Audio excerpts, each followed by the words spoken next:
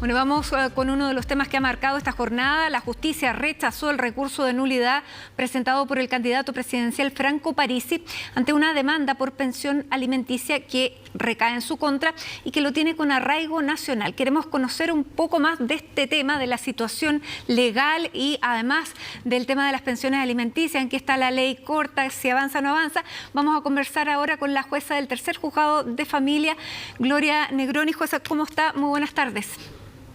Hola Matilde, ¿cómo estás? Buenas tardes. Bueno, su juzgado precisamente es el mismo que lleva la causa de Franco Parisi. Lo primero que le quiero preguntar es ¿qué quiere decir digamos que no haya acogido a trámite o no haya acogido la nulidad que pedía Franco Parisi? Bueno, no conozco el caso en particular, no lo he visto yo personalmente. La verdad es que cuando el tribunal no acoge una nulidad es porque hay motivos precisos para que ello no sea así.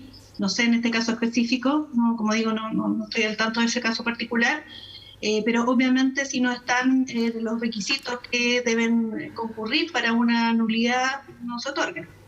Ahora, en el tema de las pensiones alimenticias, también se alega que no ha sido notificado de la deuda que tiene. ¿Quién es el que tiene que ser notificado? ¿Él tiene que notificar su cambio de domicilio? ¿Él puede argumentar una razón como esa? Te voy a hablar en términos generales. Obviamente que cuando uno se cambia de domicilio, y así lo establece la ley 14.908, debe señalar ese cambio de domicilio al tribunal si es que uno tiene una causa en la que es perseguido como deudor de pensión alimenticia o tiene una pensión establecida, digamos. Entonces, efectivamente, ahí la persona que cambia el domicilio es la que tiene que informar al tribunal de esa modificación. Ya, por lo tanto, así lo establece la ley. Claro, ahí digamos, no vale para este caso. Ahora, cuando uno se enfrenta a alguien que le dice, sabe que yo no debo nada en pensión alimenticia, ¿los montos son privados y solamente lo conocen las partes? Exactamente. Las causas son entre las partes y obviamente es entre ellas que se produce el debate, digamos. Ahora, ¿una causa por pensión alimenticia amerita una orden de arraigo? Una causa por pensión alimenticia donde efectivamente se constata que hay una deuda, hay varias formas de solicitar el cumplimiento del pago de esa pensión alimenticia, ¿cierto? Y una de esas formas es solicitar el arraigo nacional. Y por supuesto todos los otros mecanismos que están establecidos, 2 órdenes de arresto, ¿no es cierto? Las órdenes de arresto nocturno. Si no se cumplen esos arrestos nocturnos, se va por el arresto de día completo. Está la retención de licencia de conducir, la retención de la devolución de impuestos por tesorería y, como hemos visto, a partir de los 417.000 millones de pesos que se han retenido por los ya 3 retiros del 10% de la AFP, que ha sido un mecanismo que ha dejado en evidencia este incumplimiento, ¿no es cierto?, de pago de pensiones alimenticias que afecta a tantos niños, niñas y adolescentes en un derecho fundamental como es el derecho a alimentos. Y para terminar, además con de este ver caso, esto desde la perspectiva de género. Para terminar con este caso puntual, una orden de arraigo significa, digamos, ¿es igual a que una persona, si está fuera de Chile, cuando llegue a Chile se le detenga o no es así? Una orden de arraigo implica que una persona no puede salir del territorio nacional. No sé cómo es en este caso particular, si la persona que fue está fuera de después, Chile, él argumenta Chile. que él salió primero. En el momento que él ingrese al país o la persona ingresa al país, debiese hacerse efectiva la orden de arraigo y eso implica que no puede volver a salir del país, porque la orden de arraigo tiene esa característica. La orden de arraigo es para que una persona no salga del territorio nacional. Claro, pero no lo detiene, no significa que lo vayan a detener por la orden de arraigo. No, porque no es una orden de arresto, es una orden de arraigo. Claro, si se pidiera por la parte el arresto, ahí sería distinto. El tribunal tendría que resolverlo. Claro. Bueno, a raíz de este caso, magistrada, hemos vuelto a hablar del tema de pensiones alimenticias. Se está tramitando este 4.º retiro. Usted decía la cifra récord que se ha alcanzado con estos últimos 10% cubriendo deudas de una cantidad increíble de personas que no han pagado. Ahora, el año pasado, cuando esto salió, a propósito también del primer retiro, el gobierno envió una ley corta que, sin embargo, todavía se está tramitando y que tiene varios puntos que son interesantes y que quisiéramos conversarlo con ustedes. Bueno, a partir de... ¿Qué facultades a usted le facilitarían la tarea en lo que está contenido en esta ley corta? La verdad es que lo que está en el Congreso y ya ha terminado el segundo trámite constitucional, digamos, en el Senado, es precisamente el proyecto que crea el registro único nacional de deudores de pensiones alimenticias, que precisamente facilita el cobro ejecutivo del pago de las pensiones de alimentos y hace que el procedimiento sea muchísimo más simple, ¿no es cierto?, para poder hacer efectivo este cobro. En definitiva, hay muchas modificaciones que se están estableciendo, son modificaciones robustas en términos de facilitar el cobro de las pensiones alimenticias, y precisamente una de las fórmulas más importantes tiene que ver con la creación de este registro único nacional de deudores. Como digo, está todavía en proyecto, no ha sido promulgado, está todavía en tramitación, pero tiene bastantes modificaciones en las que ha participado tanto el Poder Judicial como la Asociación Nacional de Magistrados, precisamente para ayudar a cómo este proyecto se convierta en una ley que permita hacer más eficiente el procedimiento de cobro en general, porque hay que entender que el procedimiento de cobro de pensiones alimenticias es un procedimiento que está establecido en el marco de leyes más bien de carácter civil. ¿Qué implica esto? Se trata a la deuda de pensión alimenticia con las mismas normas de la ley civil, ¿cierto? Como si fuera una obligación legal con una casa comercial, por ejemplo. Entonces, esa legislación no está adaptada precisamente al tratamiento de un derecho fundamental de alimentos que está establecido, ¿no es cierto?, como tal en la Convención de los Derechos del Niño, y que implica precisamente dar un tratamiento de mayor celeridad, con mayor eficacia, facilitando las notificaciones y facilitando precisamente el cobro mediante este registro único, que permitiría incluso, por ejemplo, revisando el registro único, saber inmediatamente si hay una persona que está adeudando 1, 2 o 3 pensiones alimenticias consecutivas o varias pensiones alimenticias discontinuas.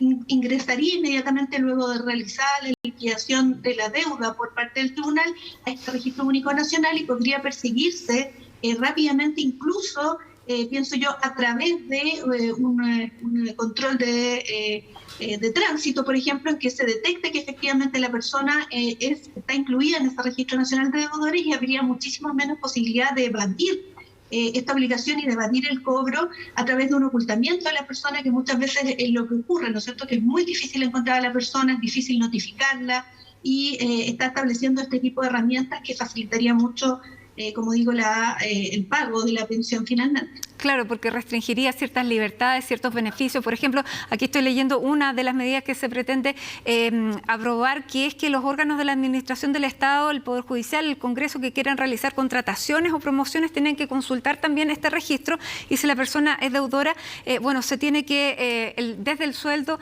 saldar la deuda hasta extinguirla completamente. Por lo tanto, claro, llama la atención que alguien que se presente a candidato a la presidencia y que sea tan público presente una deuda.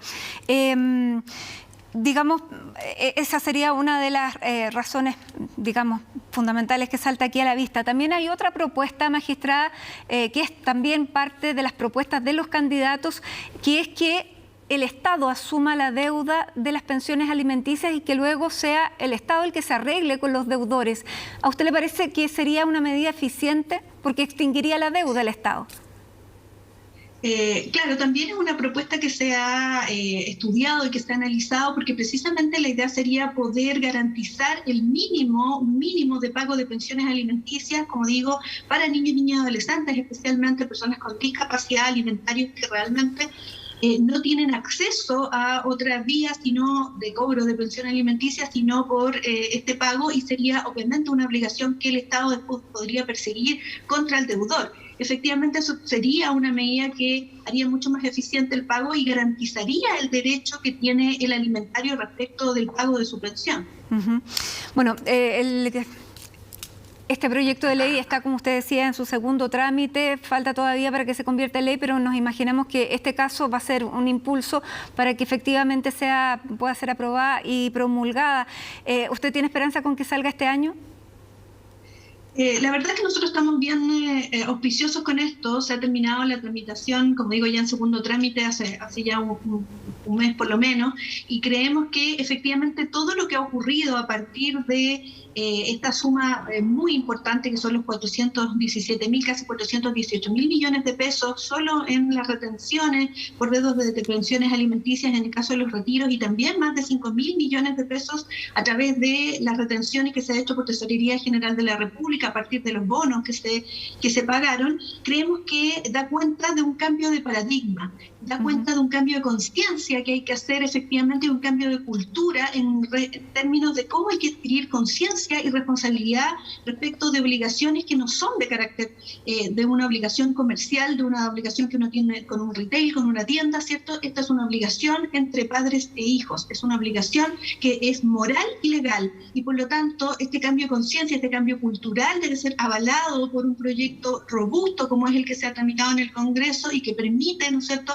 hacer efectivo este derecho fundamental que además acarrea en muchos casos, y que también está incluido hoy día en el proyecto, una inequidad de género evidente, porque en definitiva lo que tenemos es que la mayoría de los deudores de pensiones alimenticias son varones, son hombres, y en definitiva esto en muchos casos involucra, ¿no es cierto?, una forma de control económico respecto de la mujer, y por lo tanto también se está estableciendo en el proyecto una tipificación, ¿no es cierto?, del no pago, del incumplimiento de pensiones alimenticias, como haciéndolo asimilable al delito de maltrato habitual en violencia intrafamiliar en sede penal, y también en sede de familia como violencia económica. Es decir, no solo se incorporan en este proyecto de ley sanciones en relación a precisamente el tema patrimonial, sino que también considerándolo como violencia económica y como maltrato habitual en el caso de la reiteración en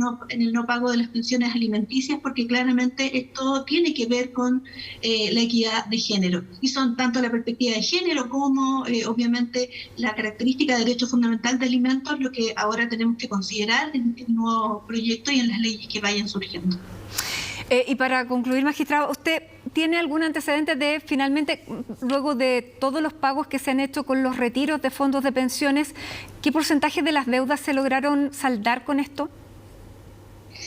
La verdad es que podemos entender que un gran porcentaje de las deudas, no tengo exactamente el porcentaje, pero sí tenemos que entender que de las 923.000 solicitudes que se produjeron respecto a los tres retiros, es decir, casi 1.000 solicitudes en temas de pensiones alimenticias adeudadas en la mayoría de ellas, y te voy a hablar de un 99% en el caso del primer retiro, de un 91% en el caso del segundo retiro, y en el caso del tercer retiro más de un 73% ya han sido pagadas. Por lo tanto, efectivamente se ha avanzado muchísimo en el pago de estas deudas, lo que no obsta a que haya muchas otras deudas que aún falte por cobrar, y que también hay que tener en cuenta que la obligación alimenticia es una obligación de tracto sucesivo. ¿Qué significa esto? Que es una obligación que se va venciendo mes a mes y que puede ser por toda la vida del alimentario en el caso que tenga una discapacidad o por alguna circunstancia importante esta persona no pueda subsistir por sí misma, y entonces se decreta una pensión de alimentos de por vida. Y por lo tanto no solo en muchos casos es una pensión que dura hasta los 18 años, hasta los 21 años, hasta los 28 años, sino que puede durar por toda la vida de una persona, y esto involucra que efectivamente haya deudas que vayan surgiendo en el día a día, en el mes a mes. Así es que no podemos garantizar que con esto se haya pagado en su totalidad, en un gran porcentaje. Sí, obviamente se ha pagado bastante de la deuda, pareando, ¿no es cierto?, poniendo en contraposición las solicitudes con lo que efectivamente ya se ha resuelto y se ha pagado, pero efectivamente esto es algo del día a día, es el mes a mes, y por lo tanto no se puede considerar como algo que ya está totalmente pagado. Clarísimo, muy bien. Gloria Negroni, abogada, magistrada del Tercer Juzgado de Familia, le queremos agradecer este contacto y esperamos que este lamentable caso del candidato presidencial Franco Parisi reactive al Congreso y pueda salir este año como usted lo espera. Muchas gracias. Muchas gracias a usted, Matilde, que esté muy bien. Buenas tardes. Buenas tardes.